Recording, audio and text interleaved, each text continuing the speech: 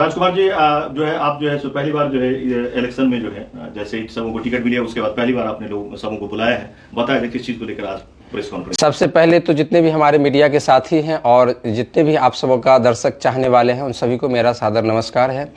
और धनतेरस, दिवाली और आस्था का महापर्व छठ पूजा की राजकुमार कुशवाहा और राजधानी एजेंसी की ओर से आप सबों को ढेर सारी शुभकामना एवं बधाई। रही बात राजनीति की, तो हमने काफ़ी दिन से लोगों की सेवा में सदैव तत्पर रहे हैं और हमने प्रयास भी किया था कि इस बार चुनाव में आया जाए, लेकिन किसी कारणवश हमें मौका नहीं मिला। और जिस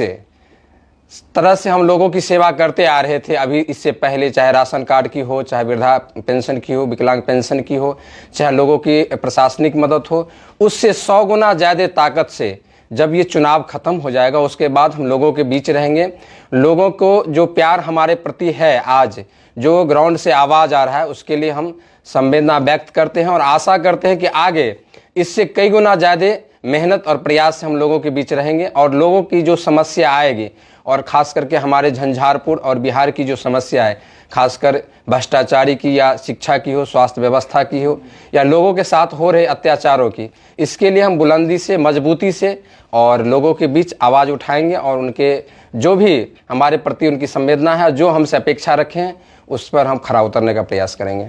जनस्वराज में अभी राजकुमार जी बने रहेंगे या फिर कैसे? नहीं, बिल्कुल हम लोग जनस्वराज में बने हुए हैं और एक युवा जिलाध्यक्ष होने के नाते जो हमारे बीच 10 विधानसभा मधुबनी जिला का आता है, मेरा प्रयास रहेगा कि सभी प्रत्याशियों को मजबूती से चुनाव लड़ाया जाए और 10 का 10 विधानसभा जीता जाए। आज झंझारपुर में जनस्वराज के उम्मीदवार केशव भंडारी का नामांकन है, क्या उसमें भी शामिल होने की? बिल्कुल, उसमें हम बिल्कुल शामिल हो रहे हैं और यहाँ की जो भी हमारे क्षेत्र की जनता मालिक है उनसे भी मैं आग्रह करना चाहूँगा कि आप लोग भी आइए और बिहार में एक नई व्यवस्था जो हमारे वर्षों से जो यहाँ पर भ्रष्टाचारी हो रही है या लाइन की जो समस्या है, उसको रोकने के लिए आप लोग बिल्कुल मजबूती से साथ सहयोग दीजिए। और इतना कहना चाहेंगे कि चुनाव एक महापर्व है, इसमें एक एक वोट आपका भविष्य तय करेगा, बिहार का एक अच्छा भविष्य तय करेगा। तो निश्चित ही आप लोग कहीं दूसरे राज्य में हैं तो निश्चित ही बिहार में आइए और चुनाव की जो यह महापर्व होने वाला है 6 तारीख का और 11 तारीख का, उसमें निश्चित रूप से भाग लीजिए और एक नया बिहार, एक बेहतर बिहार में अपना सहयोग जरूर दें।